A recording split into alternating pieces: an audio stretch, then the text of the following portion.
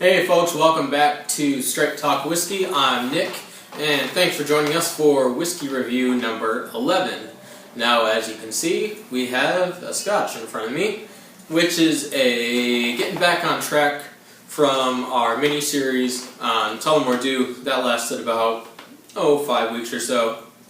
And so, didn't want you thinking, we're all just about the Bowmore.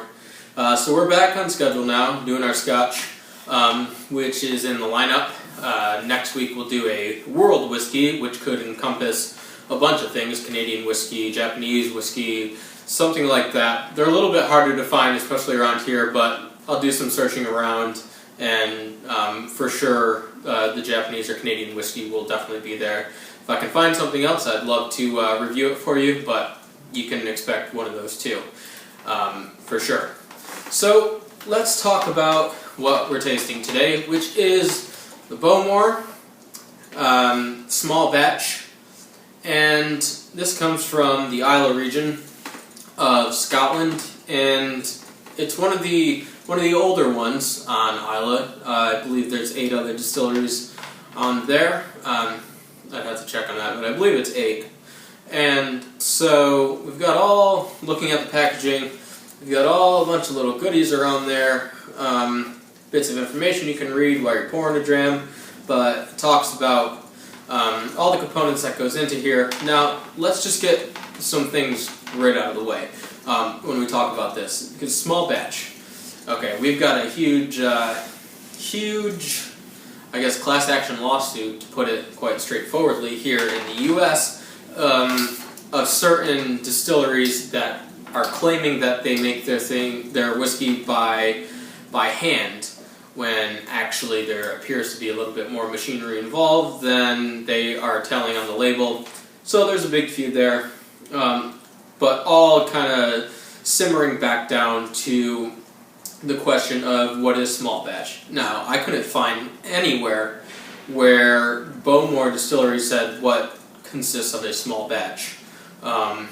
Nobody really knows, except Bowmore. And my guess is that they're probably going to keep that information to themselves, but it's a more marketable term to put small batch on it than to not have it. So we can get into the argument there. I'm sure people are debating back and forth. I won't try to get into it too heavily, but I can see both sides to the story. On one side, you want to say that us, the people who are tasting the whiskey, are smart enough to know that in 2015 there is automation, there's computers, it's not always hands-on, and we know that as an inherent fact. But yet, on the other side, just to sum that up quickly, and kind of what I think is, you have the small craft distilleries that are popping up in numerous volume here in the United States, and they're actually having hands-on every single part of the process.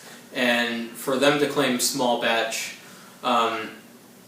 or handcrafted or something like that they can put on the label, which has more validity than, say, this Bowmore or something. I'm just putting that out there. I don't know, it could be a small batch, small batch in our heads, but no one knows because they won't say anywhere. So it's just, if you have the bigger guys like Bowmore and other distillers that are putting small batch on their bottles just to sell more, it hurts a little bit for the craft distillery guys who are trying to do it by hand and really want to divulge all the information they can, because they're not owned by some of the bigger companies like Diageo or Pernod Ricard, things like that, where they don't want to give out all that information. So there's that. There's both sides of that argument in a nutshell. So that's just one fact on here. Also, it says, and I hope I can find this. Oh, okay. Yes, a very special release indeed, as in this small batch, and that's taking that from the side of the label, but it's claiming that is a special release. It is not. Bowmore, if you were to go on their site and look around, it is not a special release. It is a standard. It's a step up from the entry level of Bowmore, the Legend. So that's a little bit odd. And another telling fact is, let's see if it's on the front. Nope, it's on the back. 40% ABV. It's it's bottled for the mass market, folks. So just keep all these things in mind. But let's get into what we really care most about. This is the whiskey itself, because that is the telling factor of it all. We can put kind of all the nuances of the goings-on legal things and wording and all that sort of great stuff aside, and just focus on the whiskey. So that's what we're going to do here. Open it up. Now, I have tasted a bit of this before, and I enjoy it. So I don't want it to seem like I'm trying to knock Bowmore at all. That's not the case at all. I really enjoy this whiskey as a whole. You kind of feel like it's one of those little kids who are caught in the middle of their parents bickering or something like that. It doesn't really have much say in the matter. But so let's get into the whiskey. So this Bowmore, it is the only distillery in Scotland, in the world for that matter, I believe. But I know in Scotland that is below sea level. So that's quite interesting in and of itself. And I believe it's also one of the oldest on Islay, if not the whole of Scotland. So let's take a look around. Color is really a light gold. Yeah, it's very light gold. I don't know if there's any caramel in here because I'm not quite certain as to the age of the whiskey in here. But what I'm trying to do is just give it a little roll around, and then we'll see the legs, see what we get.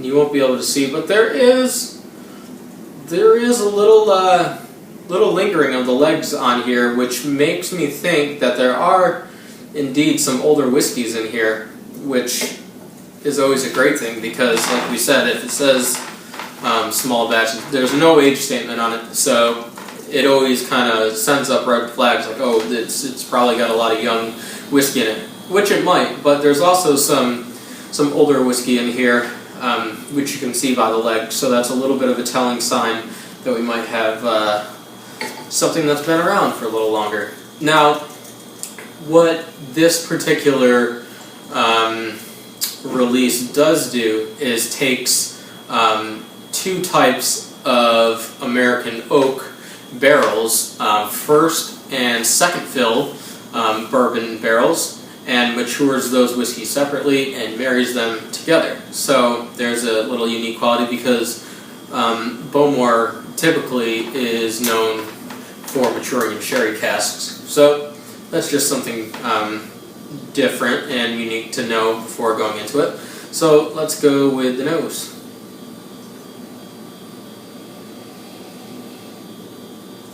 Now, the first thing that I get with this is a little, it's like sea salt in a way. Not just regular salt, but sea salt.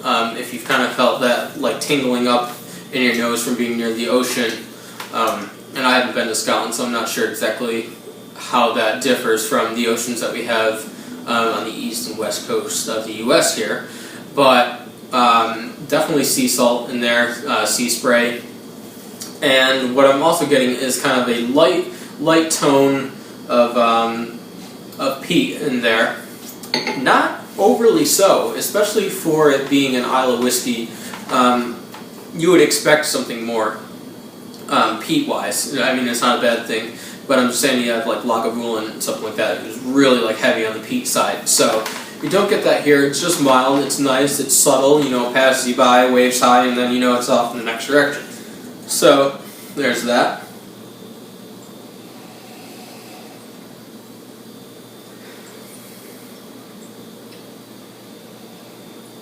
There's a really nice light floral sense to this. Really light, like a light honey, kind of like a little lime in there, slight citrus note.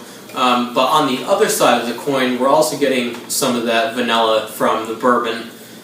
And let's take one last pass at it.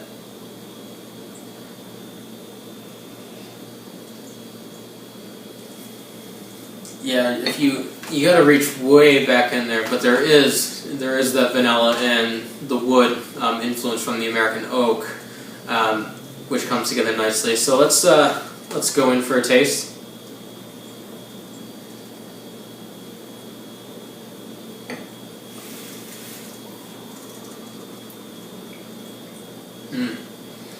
Really delicious, and the sea salt, as you drink it, kind of passes through to the back of the tongue, whereas the peat sort of stays on the tip, and there's that light floralness of honey and lime that kind of sticks to the tip of the tongue.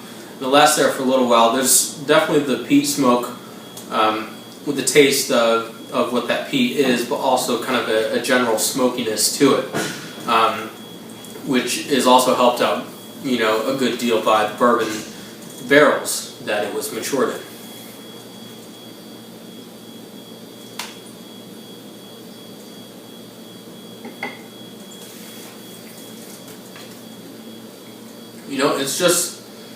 It's nicely balanced.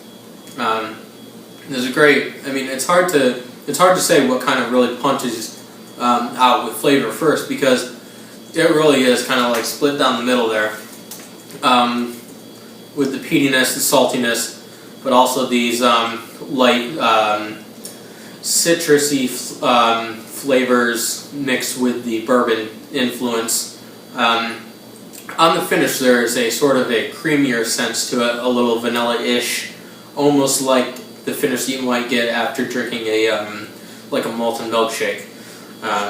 So that's kind of interesting in there. We're going for one last taste before we sum it up here. Notice I'm not adding water again because it's 40% ABV. I really don't want to kind of dilute this any more than it already is.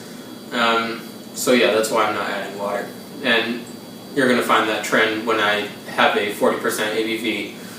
Even 43% sometimes is not enough to add water to it. It really depends on the age. And that sort of, mostly on the proof, but age is definitely a factor.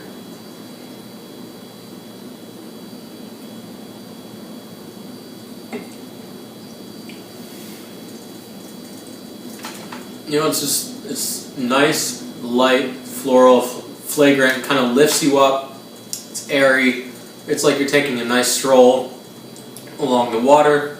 You've got the sea spray, gentle breeze flowing in, and you just happen to be next to a bakery, that's on the pier or something like that. I probably can't find where that is, but in my head it's there. So you have a nice balance there. Really nice finish to it.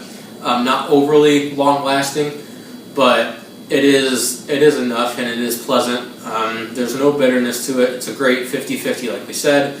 Down the middle balance between these two kind of flavor compounds, which is great. So, on that note, let's go to the score. Now, don't get taken aback when you see the score after we kind of talked about it, because I am taking into account the fact that we don't know exactly what the small batch means. And I don't like the idea that there could possibly be some, not false advertising, but just not really informing us as whiskey drinkers as to what small batch means, what sets it apart, why we should pay, it's not overly priced, but why we should pay extra from, the introductory release, for the small batch. And also the 40% ABV, I feel like this could be just wonderful at something like 40, even 43. You're not asking for much here. 46 would be ideal. But, so for that reason, I'm going to give it an 86 out of 100, only because there's others out there who are more upfront and honest, especially even with the Islay whiskeys, and we'll see that further down the line with more reviews. But yeah, 86 I believe is fair for this. Again, I probably would have gone 88, 89 had it not been for all the kind of confusion of that. But there we have it. Episode 11. Done and gone. We're moving right along in the series. Next week, like we said, will be a world whiskey. Canadian whiskey or Japanese whiskey or something like that. So look out for that. Have a great week. Again, let's hope it's going to warm up around here. Can't wait for spring. So drink responsibly. As always, keep your friends and family close. And we'll see you next week.